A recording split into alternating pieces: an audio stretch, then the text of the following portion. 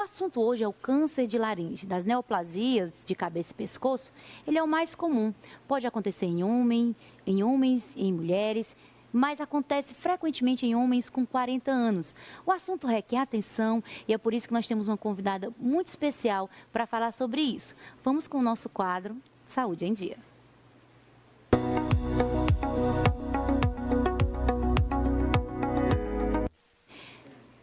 E a nossa convidada já está aqui ao meu lado, a nossa querida fonoaudióloga veio conversar com a gente, a Virgínia Amaral. Virgínia, muito bom dia, seja bem-vinda ao nosso programa mais uma vez. E para falar de um assunto tão importante, que é o cuidado exatamente nessa região onde pode acontecer o câncer de laringe. Seja bem-vinda ao Revista. Muito obrigada a você, muito obrigada a todos da Revista. Eu adoro estar aqui. E adoro falar sobre voz e tudo que tem relação com ela. Virgínia, hoje os dados do Ministério da Saúde, eles indicam que cerca de 2/3 dos tumores, eles acontecem nas pregas vocais. Eu queria que você explicasse para a gente, para que a gente pudesse entender, quem está em casa, o que é essa prega vocal e onde ela está. Por que essa área, 2/3 desse tipo de problema acontece exatamente nesse lugar? A gente precisa entender que a laringe ela é dividida em 3 áreas. Então, ela tem a supraglote, que é a parte de cima, a glote e a subglote. A prega vocal ela está no meio, que é a glote. Então, ela fica nessa região. E tudo isso envolve a laringe? Isso tudo é a laringe. A laringe é aqui, essa região, olha, está aparecendo.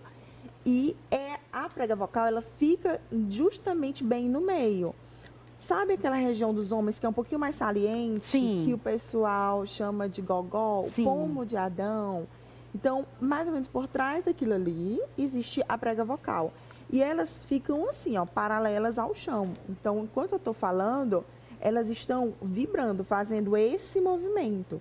E esse movimento, da forma, dependendo de como a gente faz, se a gente faz de uma forma muito brusca, fazendo atrito, ou algumas formas com mais tensão, isso pode gerar lesões, mas não necessariamente seria o câncer de laringe.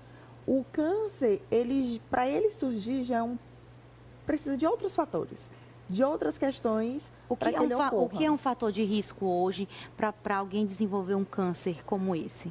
O principal fator de risco, e que inclusive ele está entre 75% até 95% das causas do surgimento do câncer de laringe é o tabagismo. E quando eu falo em tabagismo, eu não estou falando apenas do cigarro convencional. Eu estou falando de todos os tipos de tabagismo. E hoje em dia, existem outros tipos de tabagismo que conseguimos até perceber que acelera esse processo, que antes demorava mais tempo para ocorrer, hoje em dia ele vem ocorrendo mais rapidamente. Além do tabagismo, tem a questão do etilismo. Se for em conjunto, o tabagismo e o etilismo fica mais propício o surgimento dessa lesão. Mas a gente tem outras causas, como, por exemplo, a vida diária dessa pessoa, fatores como obesidade, hereditariedade. Além de que tem pessoas que trabalham com coisas tóxicas, pessoas que trabalham com agrotóxicos, com algumas fábricas de amiantos e etc. Então, tem outros fatores que também podem trazer e podem ocasionar esse câncer. O mau uso da voz ou uso em excesso pode também trazer problemas semelhantes a esse? Geralmente não vem só daí, mas uma pessoa que já é tabagista, é etilista, ou tem essas outras questões que eu já coloquei, a predisposição genética, e ainda por cima tem descuidos vocais, falta de cuidado com a voz, mau uso da voz, abuso da voz, claro que a gente vai juntar tudo isso, todos esses fatores, e isso pode trazer e acelerar esse processo. Doutora Virgínia, e o tratamento? Como é feito um tratamento numa região como essa? A pessoa perde a voz? Quando tem um câncer nessa área, a pessoa perde a voz, não pode falar? Conta pra gente como é isso. Primeiro, a gente precisa diagnosticar. Para eu diagnosticar um câncer desse, eu não consigo diagnosticar dentro do meu consultório. Eu consigo observar um paciente e já me ligar ali um alerta. Eu solicito que o otorrino faça a consulta, que ele faça a investigação. Às vezes já ocorreu de eu enviar para amigos otorrinos e dizer que naquele caso ali ele pergunta para mim, você desconfiou de alguma coisa? Eu digo sim. e a gente conversa, a gente troca uma ideia e ele faz a biópsia. Então, através da biópsia, a gente consegue ter certeza do que existe. E aí a gente pensa no tratamento. Esse tratamento vai ser de acordo com o tipo de câncer que essa pessoa tem, esse carcinoma. A gente vai precisar saber aonde está, na na glote ou na supraglote, qual região está afetando para a gente pensar no tratamento. Pode ser radioterápico, quimioterápico, pode ser através de iodo, mas também tem as cirurgias que podem fazer retiradas parciais e até totais da laringe. E quando há essa retirada, como é que fica a fala? A laringe é o órgão da fala, que vai nos ajudar a falar. Então, se eu tiro, eu acabo deixando, eu perco essa habilidade de falar. Só que o corpo da gente, conforme a gente vai estudando, a gente vai tentando adquirir de outras formas. Então, quando tira a laringe totalmente, ainda compromete outras questões, que é a função de respiração e a de deglutição. Então, tem uma complicação na fala, na deglutição e na respiração. E na respiração, porque ela faz tudo isso, né? Dentro do processo ela está envolvida. A deglutição, ela não vai, a laringe, ela não vai passar, o alimento e o líquido não vai passar por dentro dela. Mas ela serve de apoio, de ajuda para aqueles que estão ao lado, que vão fazer parte do sistema digestivo, certo? E quando eu tenho uma complicação dessa, eu posso alterar tudo isso. Por isso que o fono, ele entra, mesmo que ele não trate a rádio, a químio, nem faça a cirurgia, o fono, ele faz o pré-cirúrgico, o pós-cirúrgico, ele tem como ajudar bastante esse paciente. E quando a gente faz a retirada total, que aí a gente faz algo chamado traqueostomia, onde é colocado aqui, é feito um buraquinho, um orifício nesse local, e é colocada a traqueostomia. Através da traqueostomia, essa pessoa pode descobrir novas formas de falar. Vai ser a mesma voz de antes? Não. É uma nova descoberta, é aprendendo mesmo. Exatamente, vai ser uma nova voz. Temos algo que a gente chama de laringe eletrônica, que a gente coloca aqui um aparelhinho, ele vibra. E conforme ele vibra, essa pessoa vai conseguindo se adaptar e mexer e ali fazer, mas é uma voz robotizada. Tem uma voz chamada de voz esofágica, que é como se fosse um arroto, e esse arroto, quando você vai fazendo essa saída de ar, você organiza a boca para que consiga falar algo.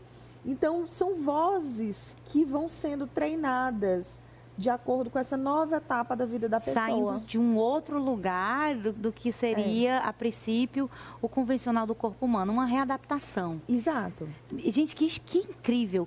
Eu gostaria de saber ainda, Virgínia, a respeito desse problema em crianças. Pode acontecer?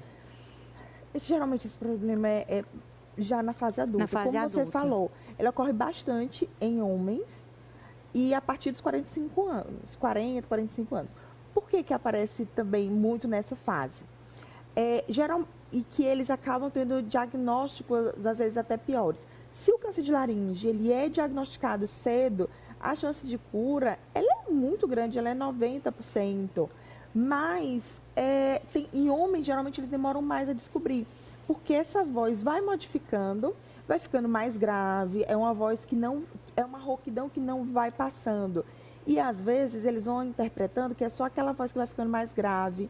E o homem, ele vai achando charmoso, bonito, uma voz mais grave, mais encorpada. Ele não entende que é um sintoma. Ele não entende que é um sintoma. A mulher, se ela atende um telefone e a pessoa confunde a voz dela com a de um homem, ela já não gosta, acha estranho, procura um profissional. E o homem vai achando bonito. Então, às vezes, quando a gente descobre no homem, já está de uma forma que é preciso fazer retirada total da laringe. E tem como prevenir? Quais medidas no dia a dia, prática, para a gente encerrar a nossa conversa, a gente pode tomar para ter essa saúde da laringe? O que podemos fazer na prática? Bom, primeiro, justamente a questão de evitar o tabagismo e o etilismo. O tabagismo, principalmente, porque, como eu falei, ele é responsável por cerca de até 90%, 95% das causas principais desse grupo de pessoas. O etilismo, mas também a questão da saúde, cuidar da saúde do corpo. Quando eu cuido do meu corpo, eu cuido dele por completo. E aí, quando eu falo em saúde do corpo, eu tenho que prestar atenção nas minhas taxas hormonais, eu tenho que prestar atenção na questão de peso, atividade física, tudo o que engloba a saúde do nosso corpo. E estar atento, se a voz modificou, se a voz está rouca, se está falhando, se eu estou com dificuldade de engolir, eu estou com a sensação de um caroço, estou sentindo o caroço por fora, às vezes com a sensação de que na hora que eu vou engolir tem algo estranho na minha garganta, procura um profissional, porque pode ser um sintoma dessa patologia ou até de outra também. Mas você também trouxe pra gente um vídeo muito interessante de pessoas que montaram um coral depois de passar de um tratamento como esse. Me explica pra gente mostrar pra quem tá em casa. Gente, esse vídeo é maravilhoso. Os olhos dela brilham, né, gente? A gente entende quando um profissional é bom, quando ele tem amor pelo que faz, quando isso acontece. Me explica. Esse vídeo é maravilhoso. Eu fiquei mesmo emocionada e na hora muita gente chorou. Esse vídeo ele é do nosso congresso de fonoaudiologia do ano passado, onde nós tivemos, para encerrar o congresso, um coral de laringectomizados. Esse vídeo foi fornecido por uma grande amiga minha, fonoaudióloga, Lúcia Brito, que é lá de Manaus, trabalha com voz também. E essas pessoas do coral, eles são laringectomizados, eles não têm a voz natural. E eles cantaram o hino. Olha que perfeição. Vamos assistir?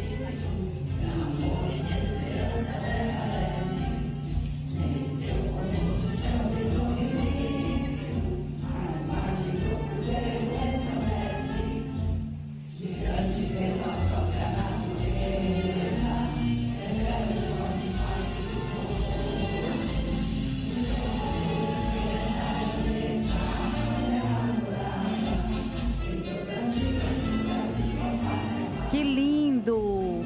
Olha que realmente muito emocionante. Você falou sobre a mão, ele coloca a mão aqui, às vezes tira as pessoas. Fale sobre isso. É porque, como eles têm um orifício aqui, e alguns eles adquirem técnicas. Então, se vocês observarem, tinham muitos ali com a mão para poder fazer com modular que essa voz, o som. Exatamente, saísse da modulação correta.